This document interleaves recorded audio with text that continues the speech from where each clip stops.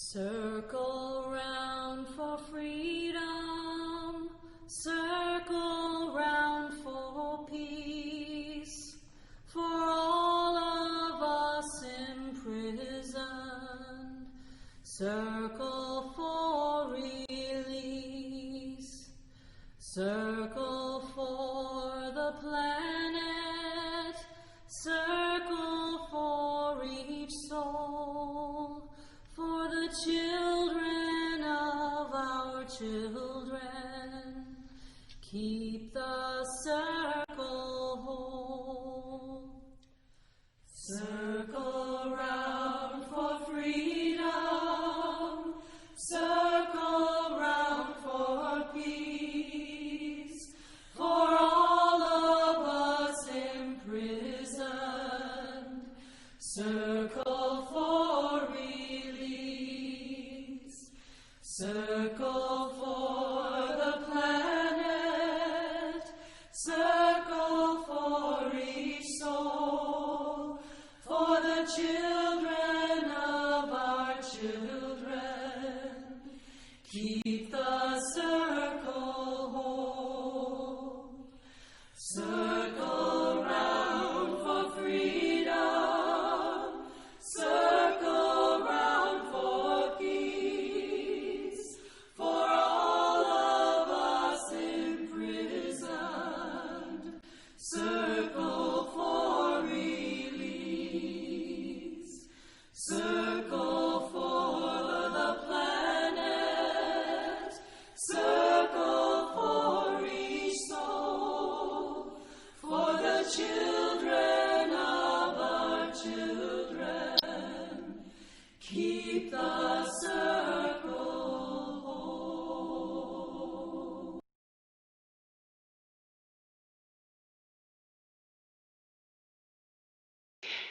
We are called into community today with words from Starhawk.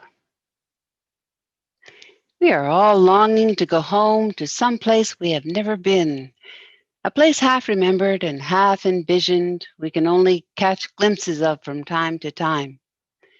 Community. Somewhere there are people to whom we can speak with passion without having the words catch in our throats. Somewhere a circle of hands will open to receive us. Eyes will light up whenever we enter. Voices will celebrate with us whenever we come into our own power. Community means strength that joins our strength to do the work that needs to be done. Arms to hold us when we falter. A circle of healing. A circle of friends. Somewhere where we can be free. Whenever Unitarian Universalists gather, they light a chalice. And I have a chalice lit here in my room. And you will see a chalice lit on the screen that it appears before you. And as we light this chalice, I invite you to share these words.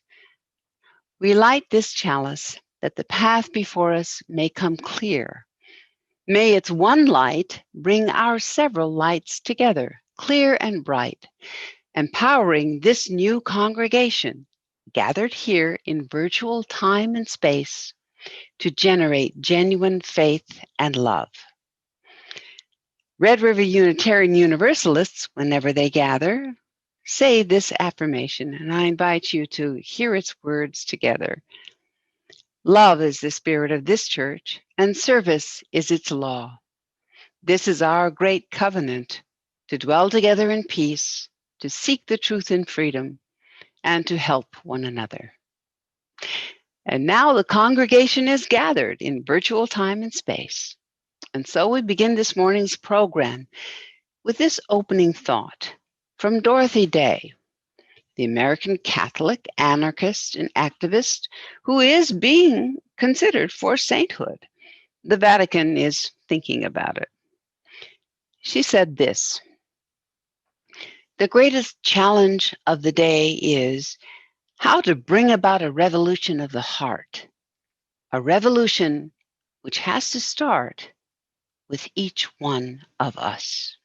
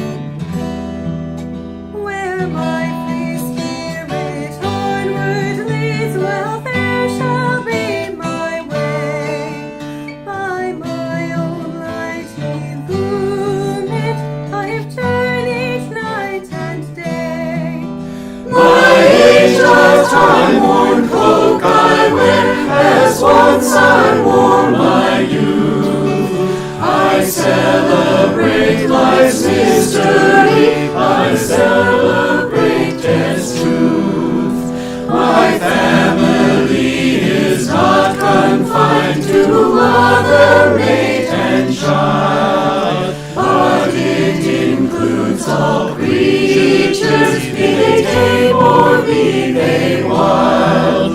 My family upon this earth includes all living things, on land or in the ocean deep, or born aloft on wings.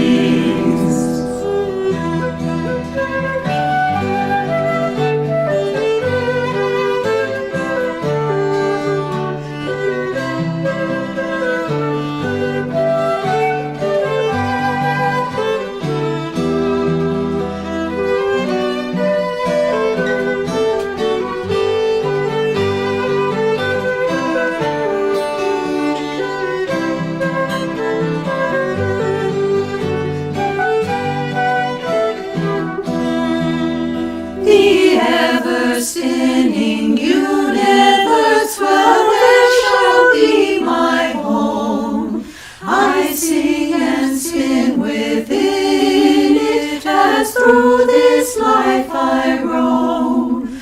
Eternity is hard to ken, and harder still is this. A human life, when truly seen, is briefer than a kiss.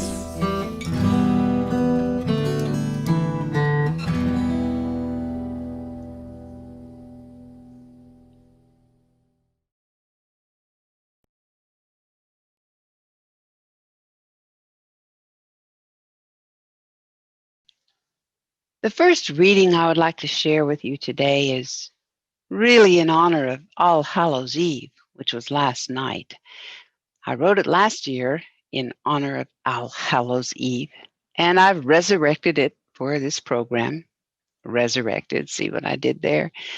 To share it in this service as we remember all the souls, past, present, and to come, including the souls that we still make free to judge. I call it All Souls in Secret Saved. All souls seek hell or heaven, said the preacher, to the faithful gathered warm within the gates. And we looked out and saw them, gross, unloved, despised, benighted, those who murder, those who soil and twist, who steal and beggar, cheat, befoul. How dare they claim humanity, we said. Not Philistines, not Pharisees, not those, and please not them. All souls do not include the ones we do not like, must not embrace the ones we do not know or have not met or do not care for. That one, that time, hurt our feelings. Others wore the colors we don't like. All Hallows Eve means dress the wicked up as ghouls, parade them through the living lights and houses, show them forth as damned and doomed. So give us candy, preacher, candy. We are better than the wicked. We are saved and holy. We are blood and bone and brain, and they are cold and death and pain. But all souls are in secret saved, because the length and breadth of life will never waste a single spark of good, a particle of kind. And even old man Harker killed his wife in '94, gives dollar bills to any child who smiles or trembles at his door. Here ends the reading. And now, as is the custom with this congregation, there is a time for practices. Today, a meditation on who we are and how we come to be together blessed today. I share this meditation with words by Andrea Hawkins Kemper. She calls it, Blessed Are We. I invite you to hear these words in a spirit of meditation or prayer, as is your custom. Blessed are we. Blessed are we who gather with open hearts together in this space today. Blessed are we, the chalice lighters of resistance, justice, love, and faith. Blessed are we, the heretics, the outcasts, the walkers of our own way.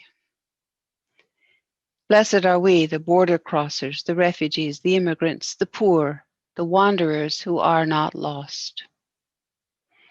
Blessed are we, the transgressors, the trespassers, the passers-by, the cause-takers, the defiant, the compliant. Blessed are we, the hand extenders, the sign makers, the protesters, the protectors. Blessed are we, the trans women, the trans men, the non-binary, the cisgender, the multigender, the no-gender. Blessed are we, the friend, the stranger, the lonely, the hidden, the visible, the authentic. Blessed are we who rise in solidarity. Blessed are we who cannot. Blessed are we who do not. Blessed are we, for this is our beloved community, and this is who we are.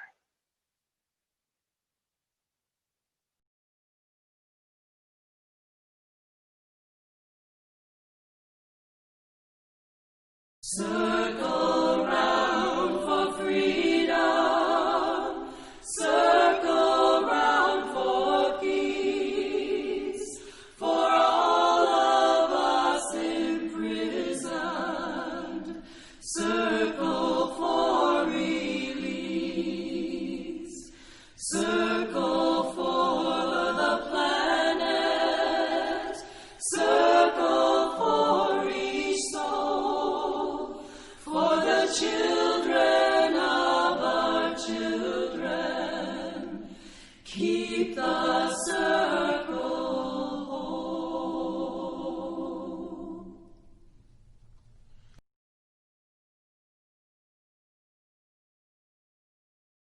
The second reading I will share today is a poem by the 19th century poet William Ernest Henley, a dramatic poem, not the style at all today, saved from obscurity perhaps because it was a favorite of Nelson Mandela's, and so we know about it by the feature film in 2009 about Nelson Mandela, starring Morgan Freeman.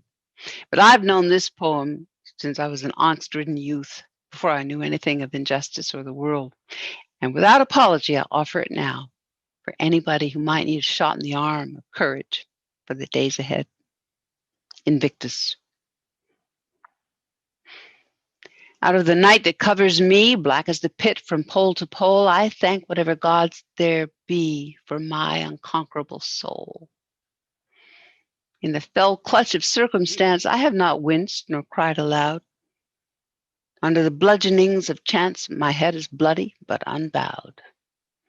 Beyond this place of wrath and tears looms but the horror of the shade, yet the menace of the years finds and shall find me unafraid.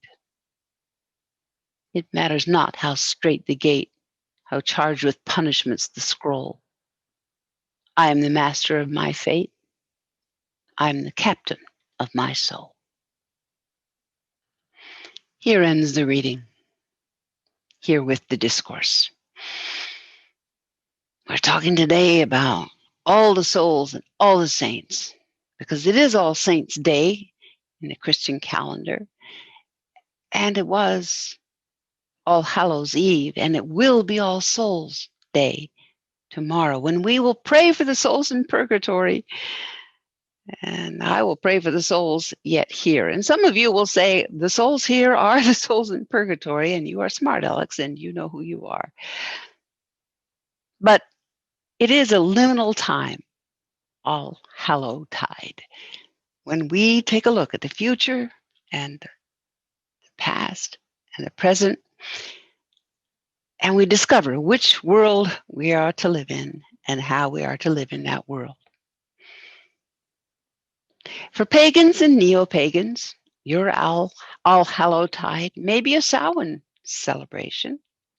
You honor that. And if you're truly a traditionalist, you're not only having a bonfire, but you're slaughtering cattle. In the wider culture, it's Halloween, and it's been diluted, yes. So you're trunk or treating. Maybe it's a subdued observance. But today is All Saints' Day in the Christian calendar, and some of you are wondering what that means. But I'm going to recapture All Saints' Day for you in just a minute. But let's acknowledge that this is the gateway to the holiday season in the religious world. The holidays are going to come thick and fast. In fact, I didn't know this. I was ignorant. But just yesterday, or October 30th, it was a religious holiday for Muslims. It was the Prophet's birthday, which is celebrated with not only gift giving, but donations to the poor. Soon enough, Hindus on November 14th will celebrate Diwali, which I totally want to appropriate because it's a household festival with lights and feasting and friends. Buddhists on December 8th will celebrate Bodhi Day. And Jews will celebrate Hanukkah on December 11th, which means I could start giving presents then if I had just converted when I first had thought of it. But these are the religious and spiritual traditions that we are fraught in this season. But I'm talking to the saints in the congregation of the real world, right? The secular world, or let's say the spiritual but not religious world. So let's talk about the secular holidays. Election Day. Oh, wait. No, that's not yet a holiday, but it should be. So write your elected representatives as soon as you know who they are. But there is Veterans Day to come, and that's November 11th. And my friends, that is significant. It is a solemn holiday, not to be confused with Memorial Day when we honor the fallen, but it originated as Armistice Day, which commemorates the peace we hoped would last, that ended the First World War on the 11th hour of the 11th day of the 11th month of the year 1918. No, not 11.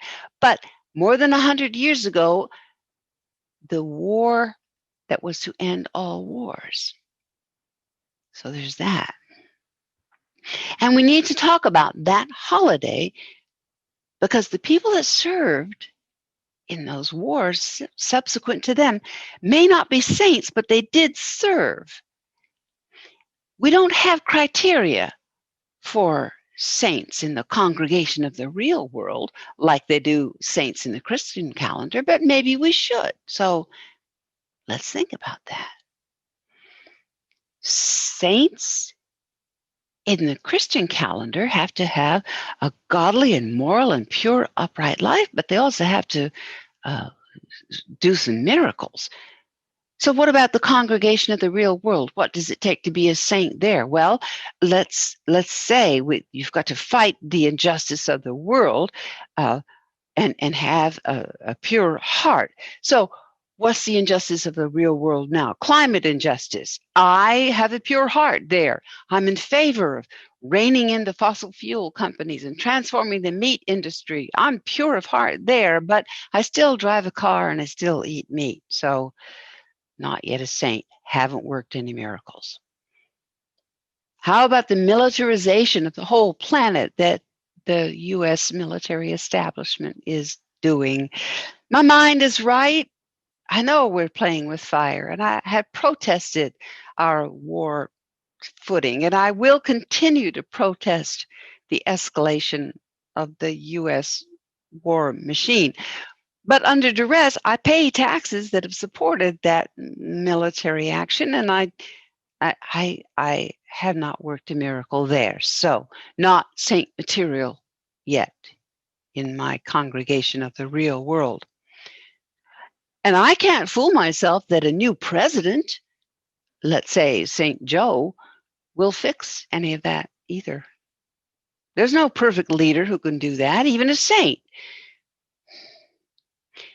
I was stunned recently by an insight from Russell Foray-Brock, the author of Transition to Peace. Change will not come from a President Gandhi, or let's say a Saint Gandhi. Rather, the initiative for change will come from the bottom up as citizens force politicians to act. Don't get me wrong. We still need to vote out those rascals and get a new set of rascals in, some that might actually do better. But asking the president to fix our systemic problems is like asking the tour guide to the White House to fix the plumbing. All right, so sainthood may be beyond me, but what if we did have a saintly president like Gandhi in the White House, who we knew would be incorruptible? Gandhi was implacable, single-minded, also selfish and a little strange, by the way. But what if we had somebody devoted like Gandhi? He was devoted to the cause of Indian independence and the end of the British Empire. Gandhi, developed the ethic and tactics of nonviolent protest for the modern world, refined into civil disobedience, worked a miracle. How did he do it? What was his strength? Well, he meditated for 2 hours every day. That might qualify him for sainthood.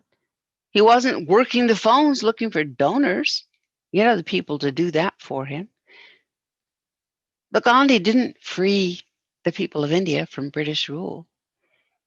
That only happened because 50,000 Indian nationals marched for 24 days to the sea, and thousands were arrested and shamed the British in the eyes of the world. It wasn't St. Gandhi. It was all the souls. The civil rights movement, the Black Lives Matter movement, the global climate strike, these are movements of thousands of ordinary people doing what Gandhi has said we must do: become the change you wish to see in the world. But now you ask, well, what can we do if there is nowhere to march right now? That's a good question, because that's real right now. We may not know what action we need to take next. And we won't know unless we care for our souls. If we're going to be saints, we will need to care for our souls. How are we going to do that? Well, first of all, don't panic. Second of all, don't despair. Despair is a luxury we cannot afford. I confess, I succumb to the seduction of the worst news that I can find sometimes. My Invictus mentality is pretty combative, and for those of you who like to be meditative and mellow, you may find me kind of naive. In the grand scheme of things, am I really the master of my fate? I don't know. But it helps me when I run across something that Gandhi says, like, nearly everything you do is of no importance, but it is important that you do it. It also helps that the Bhagavad Gita, as Gandhi interpreted this, summons us to right action without attachment, without needing to get the credit, without giving up because it's too hard or it's likely to fail or it's not important enough. This is the work that all souls need to be doing. In order to keep from despair, we have to look beyond the constant diet of media madness that washes over us. When we do that, we can find perspective in strange places.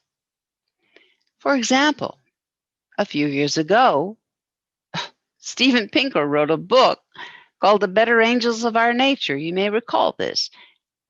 And the subtitle of his book is Why Violence Has Declined. Against all of our anecdotal, irrational convictions, Steven Pinker showed us how violence in the world, in the long run and in the short run, has declined. It's actually gone down massively by a factor not of 5 or 10, but 50 times. In other words, violent deaths per 1,000 are a 50th of what they used to be. That's massive. Most Americans, if you ask them, they would say, oh, the world is much more violent than it ever was. It's just probably not true. But that's what we've been told, and that's what the news tells us because it keeps us fearful and estranged from each other, keeps us buying things. And it alienates us from what Steven Pinker calls the better angels of our nature: empathy, our self-control, our moral sense, our reason. Now, there's a big caveat here. This is by no means meant to say that some instances of violence are not ongoing and horrendous against Black, Indigenous, people of color, against other marginalized populations. Hate crimes continue. These are truly horrendous conditions that continue, and they are all the more horrendous because they're happening against the backdrop of the otherwise decline. In other words, it's not better that it's better for everybody else and only worse for some. It's worse. It's as if we are saying, well, it's better for all of us, and you should be happy that it's better for all of us. No, it's worse. It's all the more reason for us to pay more attention to the voices of the marginalized when they say the violence is worse for them. But we don't need some savior Gandhi to save us. What we need to do is let the better angels of our nature assert themselves, guide us into actions that do make a difference. And what are those better angels again? Reason.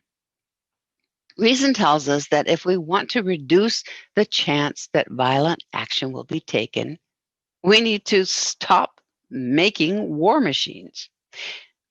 The Black Lives Matter movement knows this. That's why it's been saying defund the police. When police forces have militarized equipment, they use it and they become more violent. This is true in our adventurism around the world. If we want to stop the likelihood that we will use weapons of war, we just need to stop making so many more weapons of war. This is purse string stuff. Reason tells us money talks, nobody walks. This is work for the long haul. This is write your congressman and tell them, beat your swords into plowshares. And then that's why we need the better angel of our morality, and that's our spirituality. Pinker truly believes that humanity has made long-range progress in reducing violence, but it will take a spiritual awakening to keep it that way. Tell your churches, preach more about love and compassion and forgiveness, and less about, well, other stuff.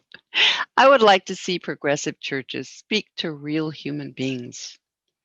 The progressive theologians may have discarded sin as a concept, but even the most enlightened human beings still feel guilt and shame. Unless our churches can handle that, the real people won't come round. Self-control is a better angel of our nature. Living a defensible life in this rich country means having some self-control about the resources we take. Look, if you find yourself giving back, it means you took too much. And finally, empathy. Empathy is a burden and a responsibility. It's not something you get to tell others to have and then choose not to have when it's not convenient. My heart can hurt for people who are themselves trapped in their own hate. Empathy for all the souls means empathy for all the souls. We will become saints only when we understand that no one really deserves to be a saint. But no one saint can manage the crises we're facing right now. By all means, vote and cheer the good guys on. Just know that every day from now on, all the souls are going to need to show up in the real world. All you souls, all you seekers, all you sufferers, It's going to take the congregation of the real world. We're going to need the collective soul force to do civil disobedience, if need be. It won't be easy. The author Chris Hedges writes very plainly, resistance means suffering. It means self-sacrifice. It's not rational. It's not about the pursuit of happiness. It's about the pursuit of freedom. But then he goes on to say, to resist evil is the highest achievement of human life. It is the supreme act of love. It won't be easy, but it will work. As Gandhi reminded us, first they ignore you, then they laugh at you, then they fight you, then you win. The Bhagavad Gita reads like a tale of battle. Interpreters of the Gita believe that the text illustrates the eternal battle within human hearts. Some of you may have balked when I called out the sinners and the saints among us. But look, in this new dimension that we're in and the spiritual transformation we're all a part of right now, a saint is just a sinner who keeps trying. So let's keep trying.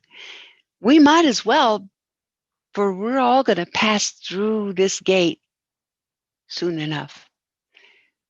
In the meantime, we are building a beloved community.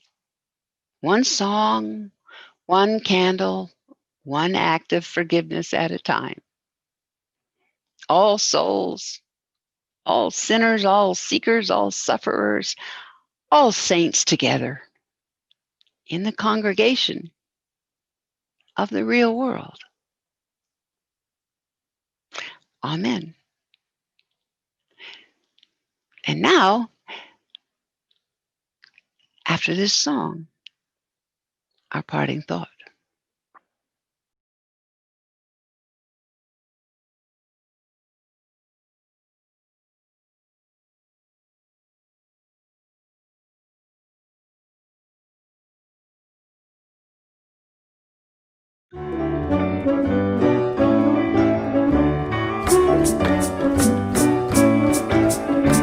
We come from the fire, living in the fire, go back to the fire, turn the world around.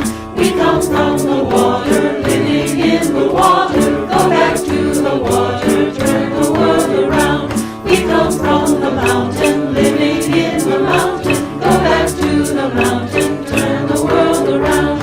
Whoa, so is life.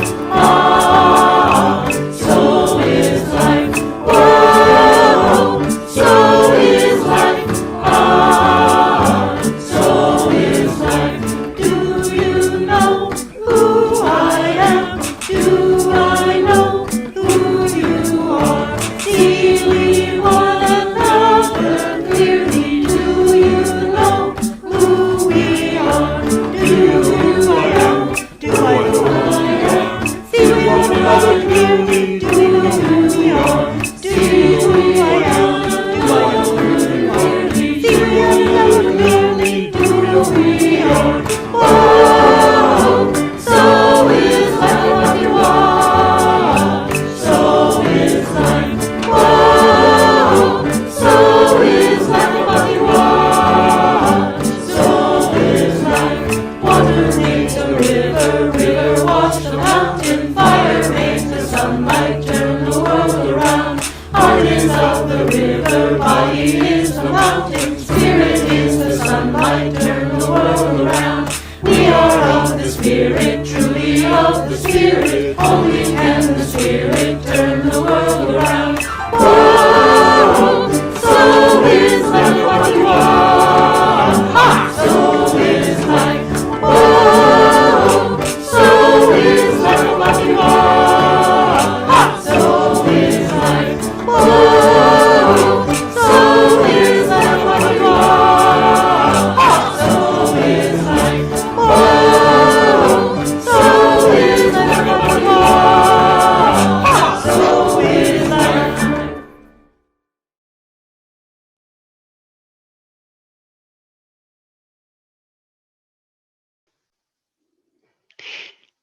The parting thought is from Starhawk, who opened our community and closes it with this.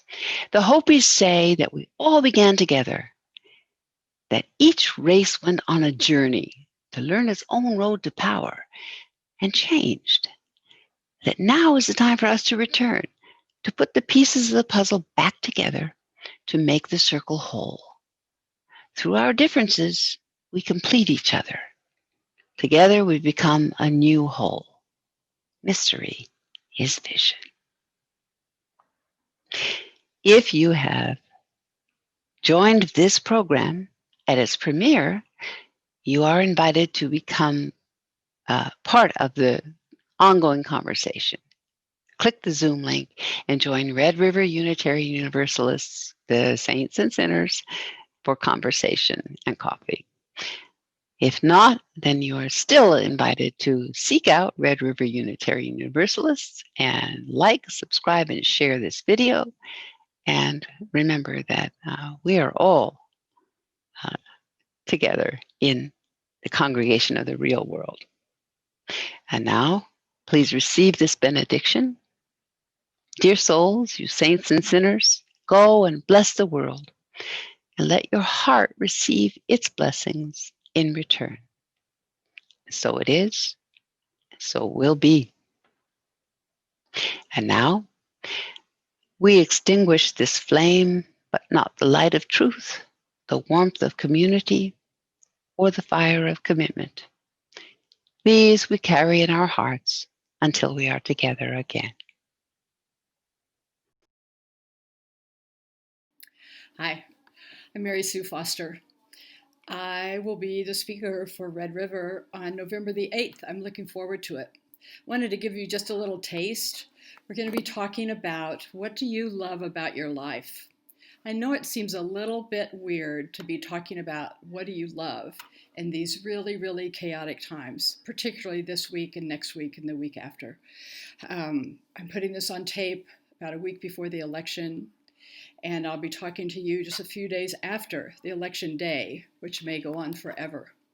But I wanted to point us in the direction of noticing what is in our life almost every single day that we could love. Might be a moment of glee, might be just some friendship, might be something sweet that you see animals do, or that you get to do with your family, or a great thing that you read. I don't know what it would be for you. But what do you love about your life? And what can we do to be more present to all those things that we really are connected to? So I'm looking forward to seeing you in a few days, and we'll explore that question. See you then.